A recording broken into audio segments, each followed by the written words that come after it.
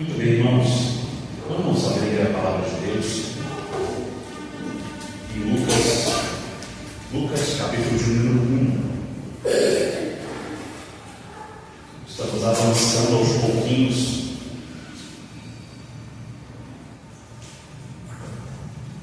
O Evangelho segundo Lucas tem sido uma bênção para todos nós aprendermos das verdades do Santo Evangelho. Lucas, capítulo de número 1, versículo 44 ao 56.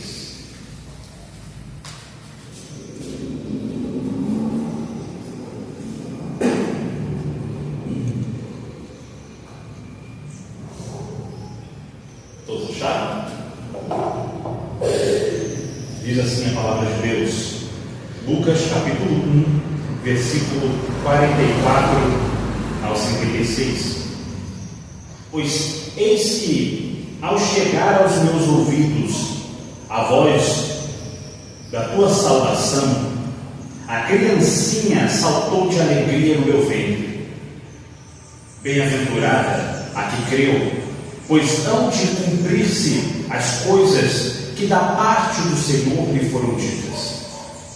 Disse então Maria: a minha alma engrandece ao Senhor, e o meu espírito se alegra em Deus, meu Salvador, porque atentou na baixeza da sua serva, pois eis que desde agora todas as gerações me chamarão bem-aventurada, porque me fez grandes coisas, poderoso, e santo é seu nome, e a sua misericórdia é de geração em geração sobre os que o temem.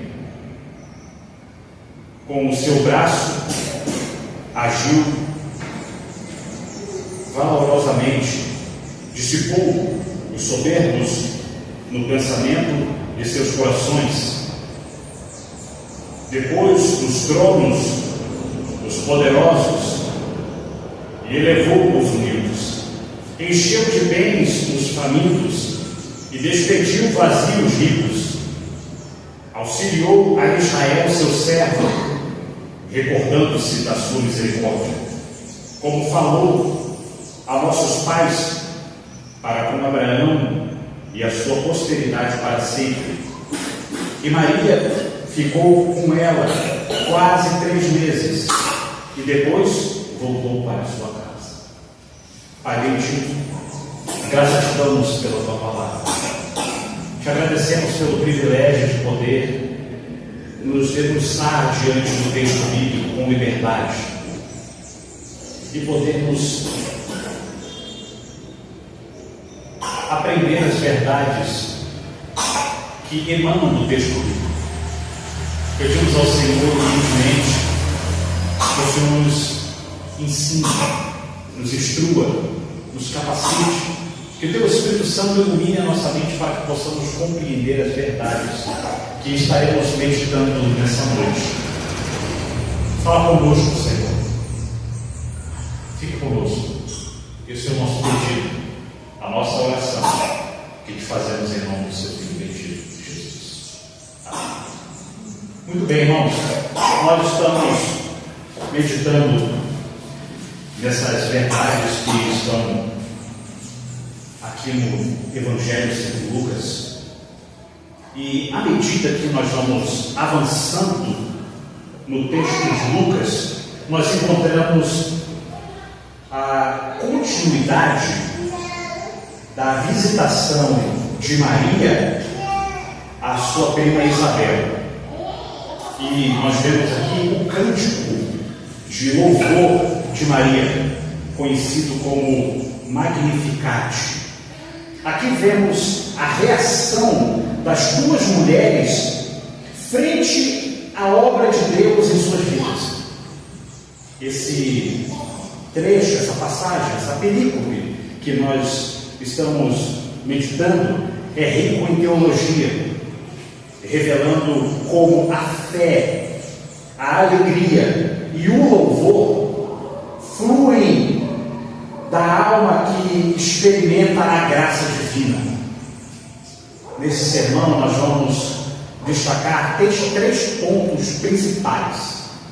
O primeiro ponto, a alegria em reconhecer a obra de Deus, baseado no versículo 44 e 45. Nós vamos ver o ponto 2, o louvor que exalta a Deus, a partir do versículo 46 ao versículo 50. E nós vamos também meditar sobre a justiça divina que transforma a história, a partir do versículo 51 até o último versículo que nós lemos, o versículo 56.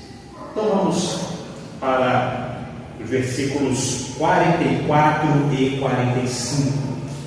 Pois eis que ao chegar aos meus ouvidos a voz da tua salvação, a criancinha saltou de alegria no meu ventre. Bem-aventurada a que creu, pois hão de cumprir-se as coisas que da parte do Senhor lhe foram ditas. Nosso ponto 1, a alegria em reconhecer a obra de Deus.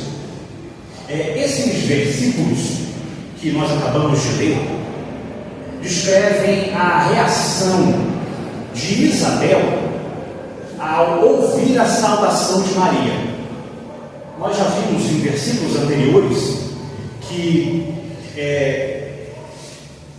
ela exclama no versículo 41, e aconteceu que ao ouvir Isabel a saudação de Maria, a criancinha saltou no seu ventre e Isabel foi cheia do Espírito Santo. O autor desse evangelho, Lucas, no versículo 44, ele repete esse mesmo fato, que a criança salta no ventre de alegria. Geralmente, os expositores bíblicos, eles pulariam essa parte, porque já foi falado, mas eu gosto de seguir o texto bíblico como ele é, e falar o texto bíblico de acordo com a narrativa, que conforme ela vai se desenrolando. E quando no texto bíblico ele repete alguma parte que já foi dita, ele faz alusão novamente àquele texto, eu geralmente gosto de voltar, porque isso indica que Deus quer enfatizar aquela verdade que foi dita no versículo anterior. Então nós começamos a perceber aqui que o autor bíblico quer enfatizar novamente aqui no texto que a criancinha ela salta no ventre de Isabel. Então, quando Isabel ouve a voz de Maria, seu filho João Batista, que ainda estava no ventre, ele salta de alegria. Este evento é algo notável por várias razões, e é algo fantástico perceber a graça de Deus atuando na vida do bebê naquele momento, João Batista. Bom, nós começamos a perceber aqui alguns fatores interessantes dentro dessa narrativa dos versículos 44 e 45. Primeiro, o reconhecimento da presença do Salvador. Mesmo antes do nascimento, como nós já vimos anteriormente, João Batista é capaz de reconhecer a presença de Jesus que está na barriga de Maria. Este é um sinal claro de que a obra do Espírito Santo transcende as limitações físicas, pois, afinal de contas, o Espírito Santo é Deus, e Deus pode fazer o que Ele quiser. E Deus está ativo na vida de João e na vida de Isabel. A alegria de João ao saltar no ventre de sua mãe, simboliza o reconhecimento imediato na presença do Salvador. É isso que o autor bíblico quer enfatizar aqui novamente. Ele quer nos lembrar novamente que nós devemos reconhecer a presença do Salvador no nosso meio. Nós precisamos reconhecer a presença de Cristo na nossa igreja, nas nossas vidas. E ao reconhecer a presença de Cristo no nosso meio, devemos nos alegrar, devemos regozijar, devemos glorificar a Deus. Um segundo fator que nós conseguimos identificar é a afirmação de Maria, a afirmação da fé de Maria. Isabel reconhece que Maria é bem-aventurada.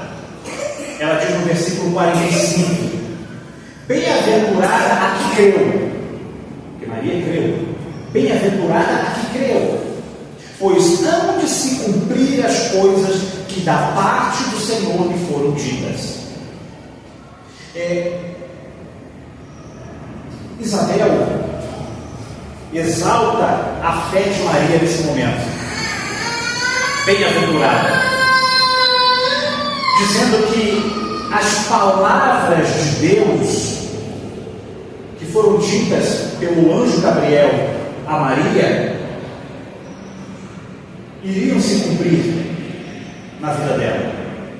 Esse reconhecimento por parte de Isabel, dizendo bem-aventurada a que creu, aponta para a importância da fé como a resposta que Deus espera dos seus servos. Deus espera uma resposta de fé de cada um de nós. Ele espera uma resposta sincera de fé, acreditando, colocando a nossa confiança plenamente em Deus. É isso que Ele espera de nós. Maria não apenas aceitou o que Deus havia dito a ela, mas creu que, apesar das dificuldades, o que Deus falou, Ele iria realizar. Por isso Isabel diz: bem-aventurada a que creu, para Maria. Aqui é uma exaltação da fé que Maria evidenciou por sua confiança em Deus e pelas promessas de Deus que não falham. Nós, já nesse início da mensagem e já avaliando esses versículos 44 e 45, nós já podemos ver algumas aplicações aqui. A primeira aplicação que nós podemos extrair do texto bíblico para aplicar na nossa vida é o reconhecimento da graça e da ação de Deus. Nós temos que reconhecer a graça agindo ao nosso redor.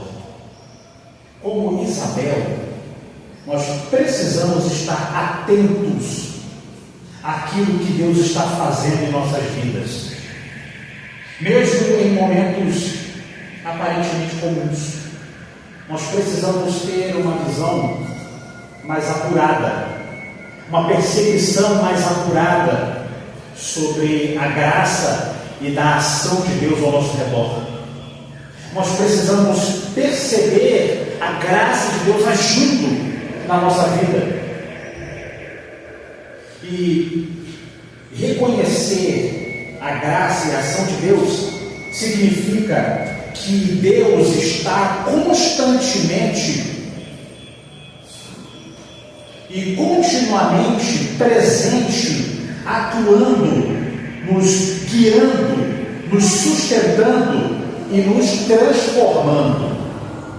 Nós precisamos perceber essa atuação da graça, da ação de Deus na nossa vida, nos sustenta, nos guiando e nos transformando. Nós precisamos perceber isso. Deus age em cada mínimo detalhe da nossa vida, seja nos grandes feitos como nos pequenos, de maneira que muitas vezes só conseguimos entender a graça e a ação de Deus quando olhamos para trás. Quando olhamos para trás e percebemos que nós não somos mais aquelas pessoas que éramos no passado. Pelo menos é assim que é para ser. Que não praticamos mais o que praticávamos no passado. Que não temos mais a mesma percepção, a mesma ótica, a mesma reação que tínhamos no passado. Porque no passado nós éramos ignorantes, não conhecíamos a lei de Deus. Mas agora nós, aos pouquinhos, estamos sendo expostos à palavra de Deus. E sendo expostos à palavra de Deus, nós devemos viver de acordo com o que Deus estabeleceu na sua palavra, e não de acordo com os nossos sentimentos que foram corrompidos pelo pecado. O nosso sentimento que foi corrompido pelo pecado, quando alguém faz o mal para conosco, a nossa reação é olho por olho e dente por dente. É nos vingar. É a reação natural do coração que foi corrompido pelo pecado. Mas agora que conhecemos a Deus, que nos aproximamos de Deus e da sua palavra, nós agora temos que ter uma nova reação. Nós fomos agraciados com a salvação e devemos reconhecer o agir e a ação da graça de Deus na nossa vida, mudando o nosso caráter, mudando a nossa linguagem, mudando as nossas reações quando alguém nos faz o mal. E ao invés de pagar o mal com o mal, dente por dente, olho por olho, como nós vemos na leitura, nós não pagamos o mal com o mal, nós pagamos o mal com o bem. É o que Cristo ensinou. E quando nós olhamos para isso, nessa primeira aplicação, o reconhecimento da graça e da ação de Deus, para que nós possamos reconhecer isso, que a graça agiu na nossa vida, que Deus, de forma sobrenatural, agiu, moldando o nosso caráter. Quando nós olhamos para trás, para o nosso passado, para o que fazemos no passado, devemos ver uma outra pessoa, diferente dessa que está aqui hoje. E aquilo que nós fazemos no passado deve ficar sepultado no passado. E agora ter uma nova prática. Isso é reconhecer que a graça agiu ao nosso favor. Eu fui agraciado. É o perdão de Deus. E assim como eu fui perdoado, eu agora também sou habilitado por Deus a perdoar o próximo. Amar o próximo como a mim mesmo. Bom, para que você possa ter entender que esse reconhecimento da graça e da ação de Deus é algo importante, nós temos alguns exemplos aqui que eu gostaria de tratar. Reconhecer a graça na provisão diária. Nós precisamos reconhecer a graça quando temos alimento, quando temos abrigo, quando temos sustento. Estamos experimentando a fidelidade de Deus, mesmo que isso pareça rotineiro. É algo corriqueiro, rotineiro. Nós temos sempre o pão nosso de cada dia está na nossa mesa. É corriqueiro. Mas não é porque é corriqueiro que todos os dias nós temos, talvez alguns não tenham todos os dias, mas mesmo assim ainda desfrutam da graça de Deus. Devemos reconhecer isso. Devemos reconhecer a graça de Deus agindo ao nosso favor. Devemos reconhecer a graça, a ação de Deus na proteção silenciosa. Deus nos guarda de perigos que nem sequer percebemos. Ele nos guarda, como diz o salmista no Salmo 91, versículo 11, porque aos seus anjos dará ordem ao teu respeito para te guardarem em todos os teus caminhos. É claro que o Salmo 91, versículo 11, tem um caráter messiânico, mas também pode ser aplicado à vida de todo cristão, porque Deus nos guarda todos os dias. Ele nos guarda, Ele nos protege, Ele nos livra do mal. E isso é a ação da graça de Deus. Nós precisamos perceber isso também.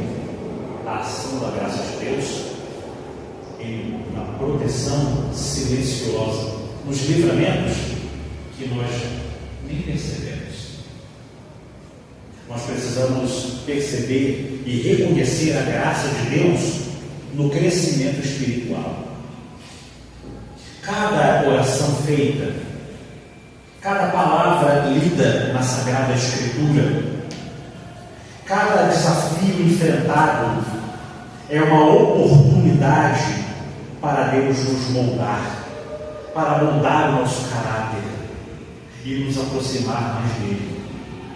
Então, quando você tiver dificuldades, desafios, coisas difíceis na sua vida, é uma oportunidade para a graça de Deus se manifestar.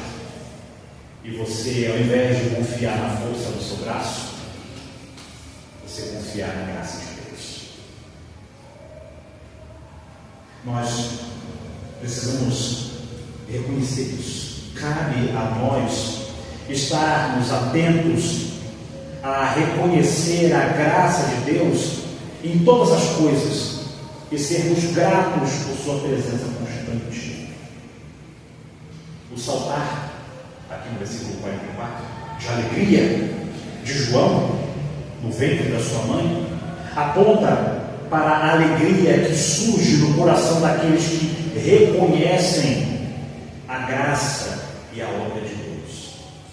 Se você reconhece a graça e a obra de Deus na sua vida, o que Deus tem feito na sua vida, você deve então se alegrar, regozijar, pois a graça de Deus te alcançou. Quando você para analisar a sua vida e consegue perceber a mão de Deus guiando você, sustentando você, é algo maravilhoso. Você tem percebido isso? Você tem percebido que Deus está guiando você? Que Deus está sustentando você? Que Deus está cuidando de você? Você tem percebido isso? Será que você tem reconhecido as evidências do agir de Deus, mesmo em momentos simples ou inesperados? Você consegue perceber isso? Isso é ter percepção espiritual. A graça de Deus está sendo evidenciada na sua vida. Como é que a graça de Deus pode ser evidenciada na sua vida? Ela é evidenciada na sua vida através das escolhas que você faz.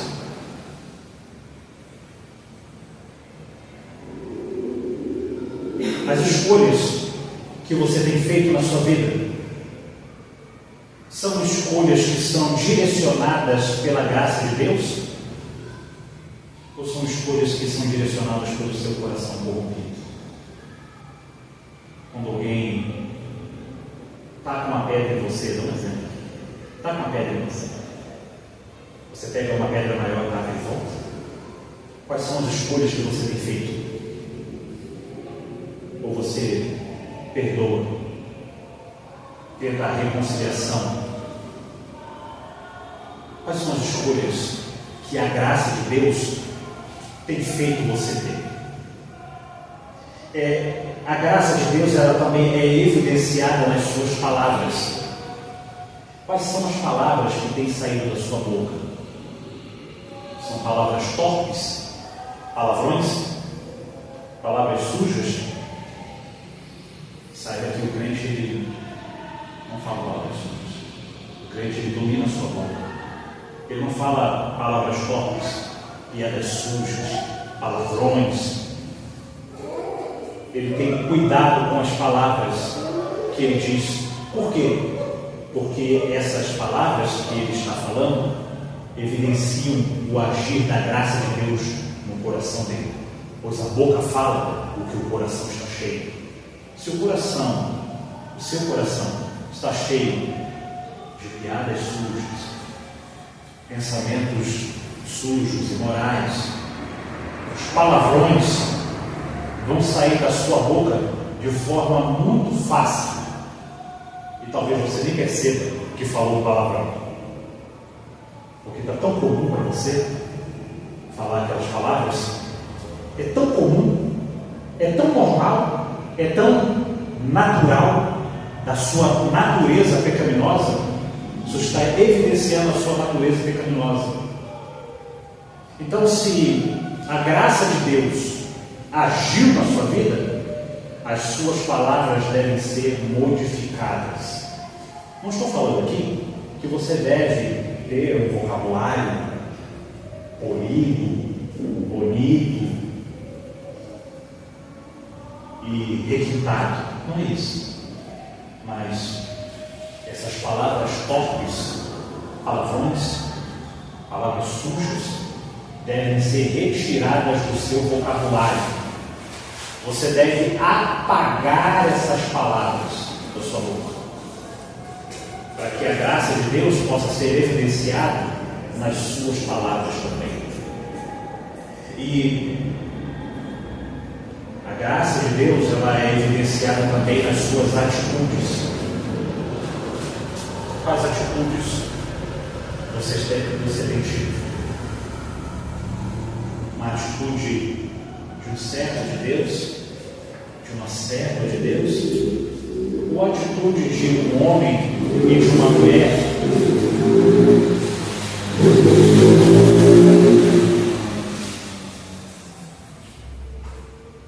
que não tem domínio próprio? Quais são as atitudes que você tem tido na sua vida? São pontos que nós precisamos meditar quando nós reconhecemos a graça de Deus e a ação de Deus na nossa vida. Por isso que eu estou trazendo esses pontos aqui, para que você possa meditar neles. É importante você meditar neles. O outro ponto aqui, de aplicação, é a alegria em Deus. Ainda dentro desse ponto 1, a alegria em Deus. O que tem sido a fonte da sua alegria diante de Deus? Você sente essa mesma exultação, essa alegria que Isabel e até mesmo João Batista no ventre da sua mãe sentiram ao encontrar com o Salvador? Você sente essa alegria de estar diante do Salvador, de ouvir as palavras do Salvador? Isso te alegra? Ou você se entristece? É importante que haja um momento de tristeza mesmo.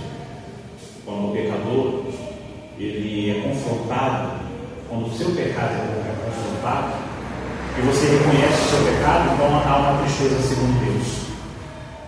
A tristeza que o próprio Deus produz para que haja o quebrantamento do coração. Então haja a confissão do pecado.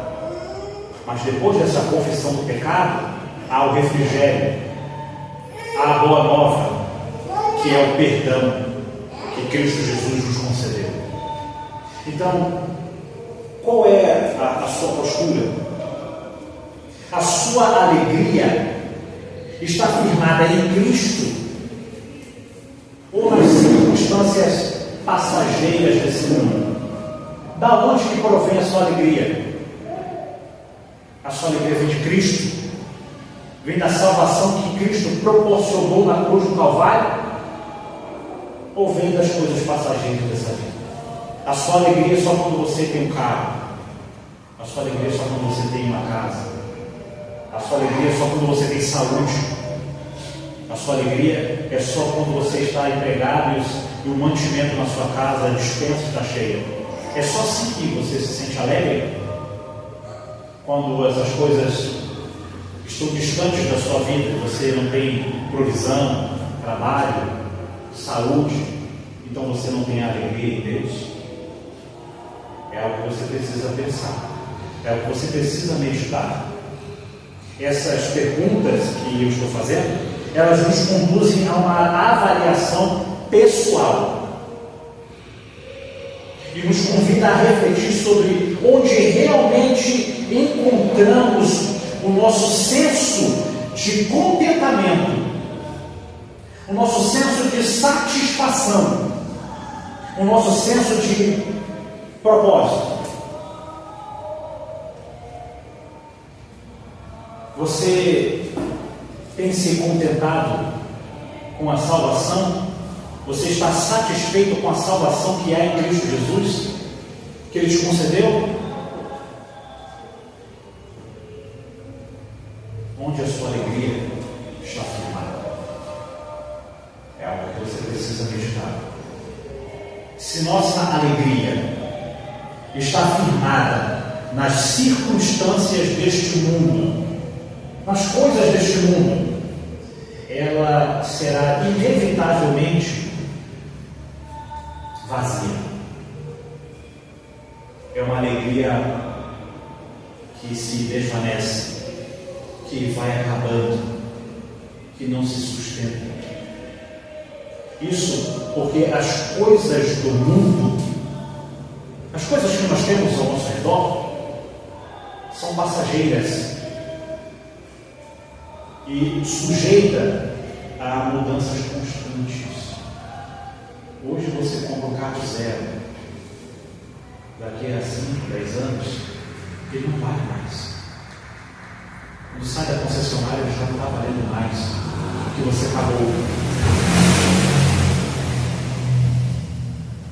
O valor dessas coisas vai se perdendo com o tempo.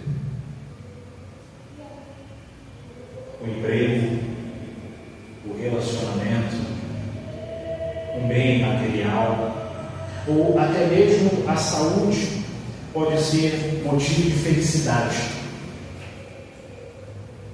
Mas se essas coisas que eu falei aqui forem a base, o alicerce da nossa alegria, estaremos vulneráveis a frustrações e a perdas, porque todas essas coisas são passageiras. Eu estou casado com a minha esposa há 12 anos. Até o relacionamento, como eu falei aqui, conjugal, é passageiro. Porque um dia ela vai morrer, eu vou morrer. Esse relacionamento vai passar. Eu não posso colocar a minha esperança no relacionamento. Eu não posso colocar a esperança no meu trabalho. Eu não posso colocar a minha esperança na minha casa que eu tanto construí e trabalhei. Eu não posso colocar a minha esperança nessas coisas. Porque a casa que você conquistou, comprou, trabalhou, um dia vai ser passado para outra pessoa. Você não estará mais aqui. Aquele terreno, aquela casa, vai ser passado para outra. Talvez chegue para a sua família com seus herdeiros, mas daqui a alguns anos não vai ser mais deles. Eles também vão morrer. E aquele bem vai ser passado para outra família. É importante que você perceba isso. As coisas do mundo são passageiras. Então eu não posso fazer isso no alicerce da minha alegria. O alicerce da nossa alegria é Cristo. É a salvação que há em Cristo Jesus. E é por isso que Isabel ficou feliz, ficou alegre. A criancinha saltou do seu ventre. Porque a esperança que brotou no coração, a alegria, foi uma alegria que vai além do natural. Está sobre a natureza, é além da natureza, é sobrenatural. É a salvação que há em Cristo Jesus. É o Salvador, o nosso Senhor. Então eu devo colocar a minha esperança e me alegrar, não nas coisas que eu possuo, mas me alegrar de estar na presença de Deus, de ter recebido a salvação que há em Cristo Jesus. Essa é a alegria que nós devemos ter. O apóstolo João, escrevendo sobre isso, ele falou na sua primeira carta, no capítulo 2, versículo 17, ele disse: e o mundo passa, e as suas concupiscências, mas aquele que faz a vontade de Deus permanece para sempre.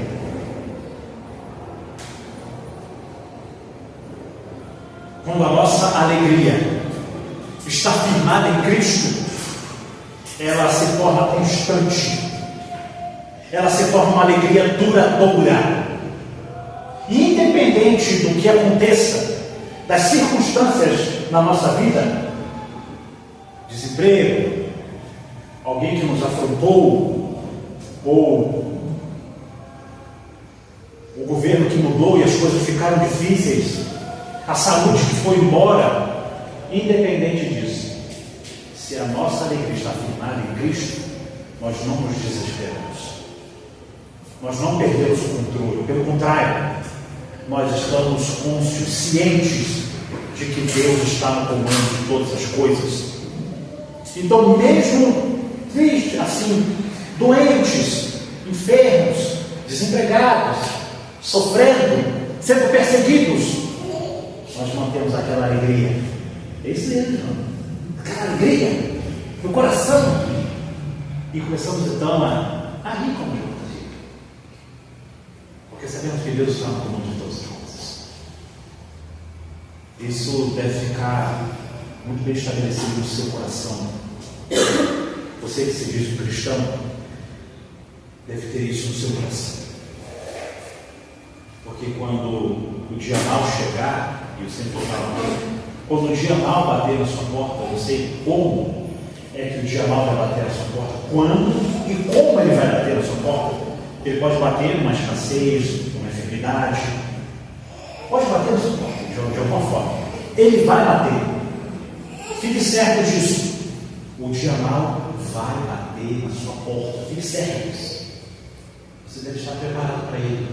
E a única forma de você estar preparado para quando o dia mau vier é se a alegria da sua vida for alicerçada em Cristo. E não na saúde, emprego, nas coisas que você tem. Porque essas coisas são passageiras, elas não. E quando acabar, você não vai ficar se lamentando, entrando em depressão. Não. Você vai buscar cada vez mais se alegrar em Cristo Jesus. Isso acontece porque Cristo, Ele é eterno, Ele é imutável, Ele é infalível, Ele é fiel. Por causa desses atributos que eu acabei de falar, a nossa alegria tem um combustível infinito. Um combustível infinito. Em Cristo nós encontramos redenção. Em Cristo nós encontramos um propósito para a nossa vida. Em Cristo nós encontramos a verdadeira paz, que excede todo o entendimento, mesmo em meio às dificuldades, mesmo em meio às perseguições, mesmo em meio aos dissabores da vida. Nós permanecemos fiéis, mesmo em meio às dificuldades. O apóstolo Paulo falou sobre isso, ensinando sobre o que eu estou ensinando agora. Ele escreveu aos Filipenses, No capítulo 4, versículo 4, ele diz o seguinte: regozijai-vos. Regozijai-vos sempre no Senhor. Outra vez vos digo, regozijai-vos. Alegrai-vos. É isso que ele quer dizer. Alegrai-vos no Senhor. Quando Paulo escreveu isso, para os Filipenses, ele viu onde ele estava. Na prisão.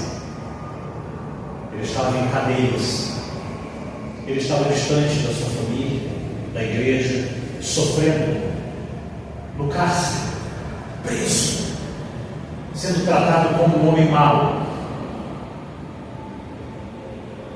sendo zombado, sendo maltratado. E ele escreve para a igreja: alegrai-vos, regozijai-vos no Senhor. Quando ele escreve isso, ele está mostrando que a sua alegria não depende das circunstâncias da vida. É isso que Paulo está nos ensinando. E a nossa alegria não depende das circunstâncias externas, mas da nossa relação com Cristo Jesus. Nós devemos nos regozijar, como ele diz aqui, no Senhor, no Cristo, em Jesus, o nosso Mestre. Devemos nos alegrar nele. O próprio Cristo nos disse: no mundo tereis aflições, mas tende bom ânimo. Como cristãos, diante das adversidades da vida, diante das tristezas, das angústias, das coisas difíceis que acontecem, nós devemos nos regozijar no Senhor. Devemos nos alegrar no Senhor, porque mesmo diante das aflições, das angústias, das tristezas, Ele está conosco todos os dias. Você precisa perceber isso. Isso é reconhecer a graça e a ação de Deus na nossa vida. E devemos nos perguntar então, para a gente ir finalizando esse ponto 1, nós devemos nos perguntar, fazer o seguinte questionamento para nós mesmos: quando eu enfrento dificuldades, a minha alegria permanece ou a minha alegria desaparece? Essa pergunta fica para você. Quando você enfrenta dificuldades em todas as áreas da vida, pense nas áreas que você tem dificuldade: saúde, família, negócios. Qual é a área que você está tendo dificuldade? Pense nela agora. Quando você tem essa dificuldade, a sua alegria permanece? A sua alegria em Cristo? Ou a sua alegria em Cristo desaparece? Como você tem reagido? Porque isso evidencia a graça de Deus, como a graça de Deus tem agido na sua vida. Qual é o nível da graça, do agir da graça na sua vida? É mínimo ou é máximo? Como? Você permanece mesmo diante das adversidades?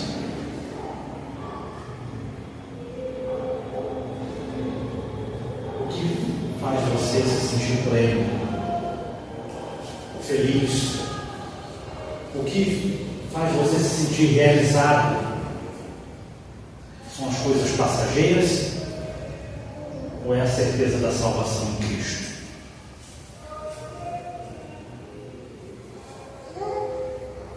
Firmar a nossa alegria em Cristo é confiar nele. É isso que nós estamos tratando aqui. Firmar nossa alegria em Cristo é confiar nele como uma fonte inesgotável de amor, de paz, de vida, de alegria. Significa reconhecer que, em Jesus temos tudo o que precisamos. Cristo é suficiente para nos sentirmos plenos, realizados, mesmo quando as circunstâncias são adversas ou não são favoráveis.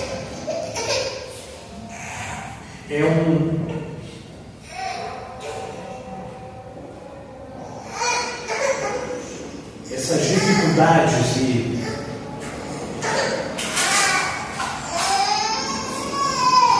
a salvação que há em Cristo Jesus é um convite para vivermos com um coração cheio de gratidão e esperança. As adversidades e a salvação, elas vão estar diante dos nossos olhos.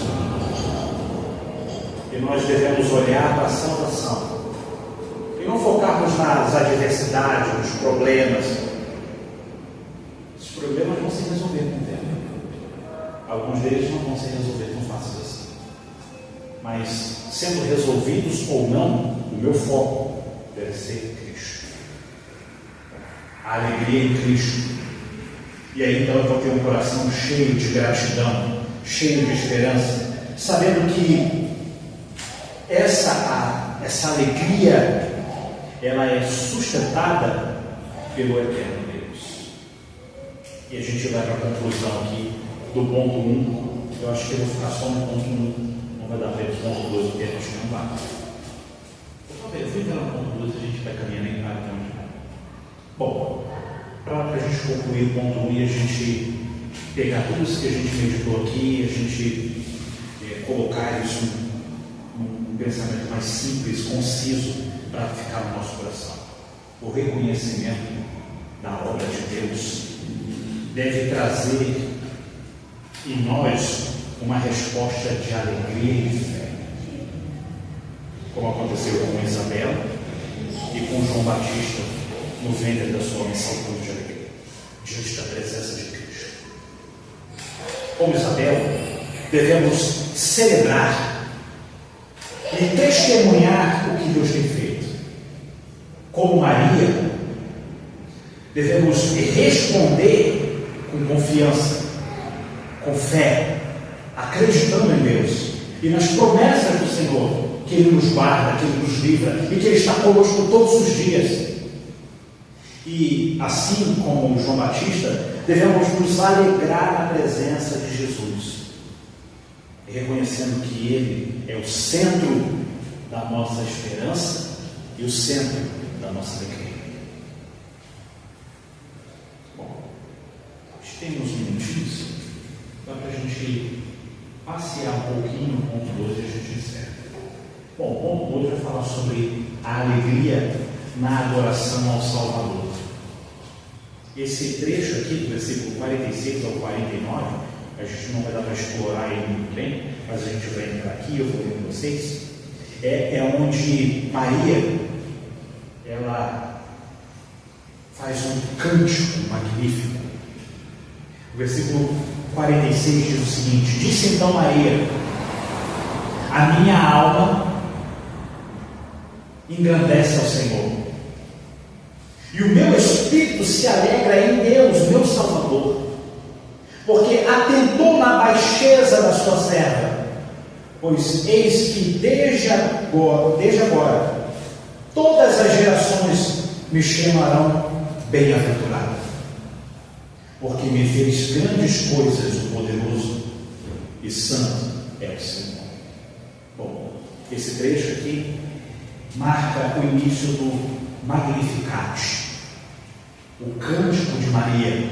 É uma profunda expressão de adoração e gratidão a Deus. Maria exalta ao Senhor, reconhecendo a sua bondade, a sua graça, o seu favor, o seu cuidado, o seu poder. E isso então aponta uma adoração pessoal de Maria. Ela faz aqui então um cântico de adoração. Maria começa declarando que a sua alma engrandece o Senhor. e que o seu espírito se alegra em Deus. Isso reflete uma adoração que veio do mais profundo interior do ser. Um louvor sincero, um louvor profundo. Ela não está simplesmente repetindo palavras ou tradições. Ela não está sendo religiosa aqui. Na sua adoração, Maria traz uma resposta genuína ao que Deus fez na sua vida. Você tem respondido assim? Você tem respondido à graça de Deus que te alcançou, como Maria fez? Glorificando a Deus, se alegrando em Deus, louvando a Deus de forma muito sincera e genuína e profunda. Você tem feito isso?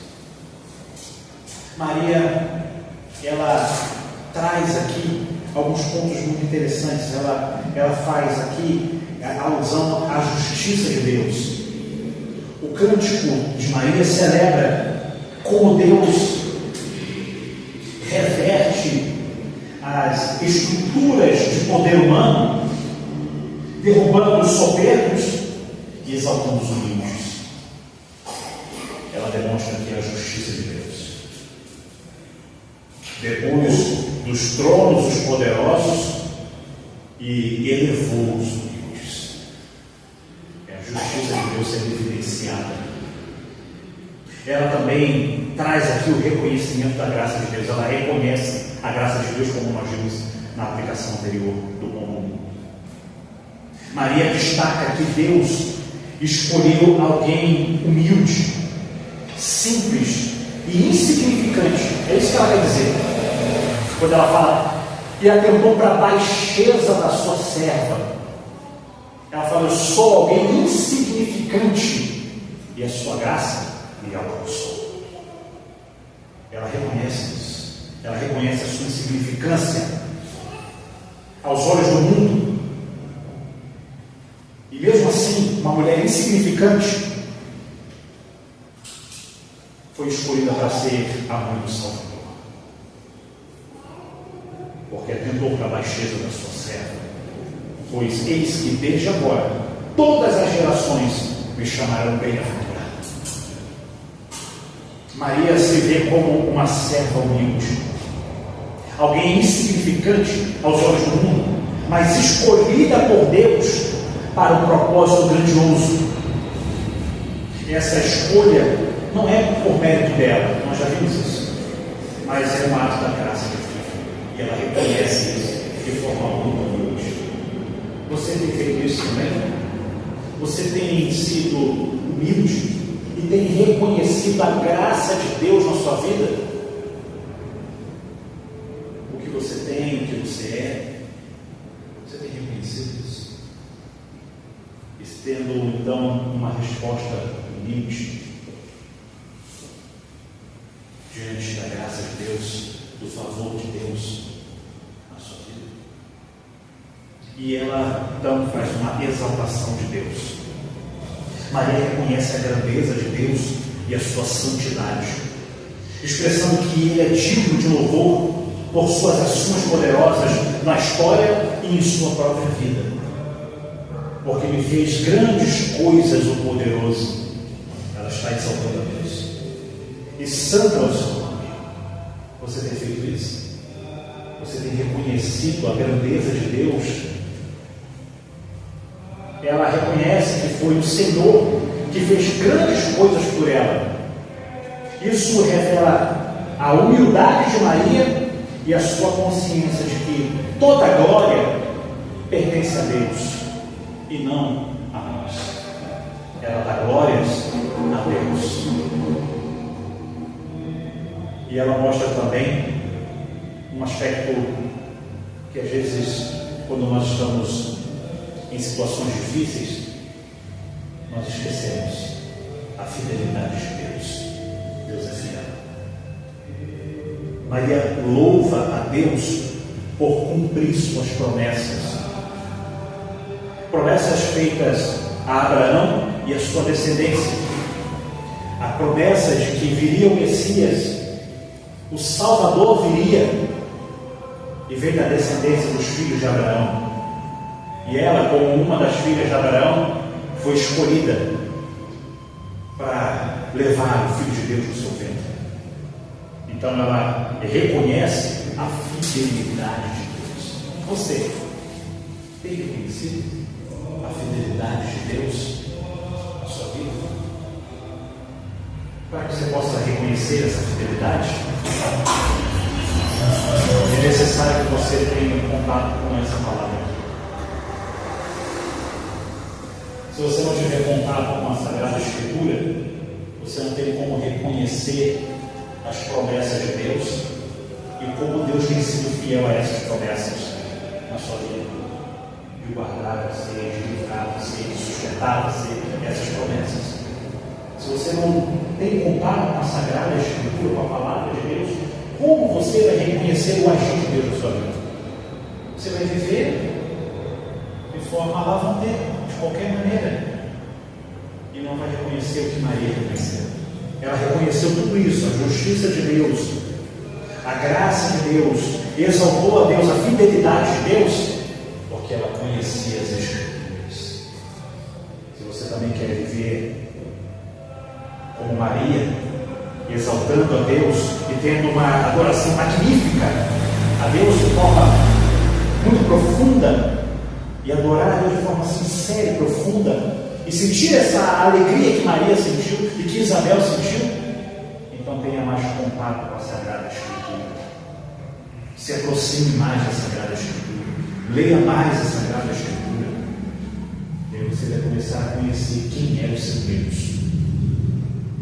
O que ele disse a respeito das promessas, do cuidado. E aí você vai começar a reconhecer, como Maria reconheceu e Isabel também. E o próprio João Batista, saltando no ventre, de forma sobrenatural, reconhecendo que Deus é bom, que Ele cuida de nós. Essas mulheres, Isabel e Maria, João Batista, Zacarias, esses personagens, no início desse capítulo, vão apontar para isso, que nós devemos ter contato com as Escrituras para conhecermos a Deus. E conhecendo verdadeiramente a Deus, então a nossa esperança será baseada em algo concreto, em algo sólido, em algo real. E isso então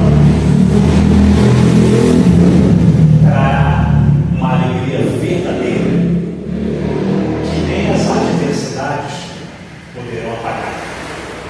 As adversidades não vão conseguir apagar a alegria do nosso coração. É por isso que algumas vezes, você, talvez alguns aqui que nos conhecem há mais tempo, tanto eu quanto a minha esposa, e sabem que nós estamos enfermos há muitos anos, e não nos vê tristes, cabisbaixos, e às vezes nem percebe que nós estamos doentes. É porque a nossa esperança não está firmada nas coisas desse mundo, está alicerçada em Cristo. E por isso então nós nos alegramos, mesmo diante da doença, das adversidades, nós nos regozijamos em Deus. Que você possa então também se regozijar em Deus, se alegrar em Deus. E mesmo quando surgirem desafios, você vai superá-los, porque nada vai conseguir abalar a alegria que Cristo proporcionou a nós. Deus, vamos orar, agradecer a Deus. Pai bendito, te damos graça pela tua palavra. Nós podemos desfrutar de momentos em que nos aprofundamos um pouco mais nas verdades da tua palavra.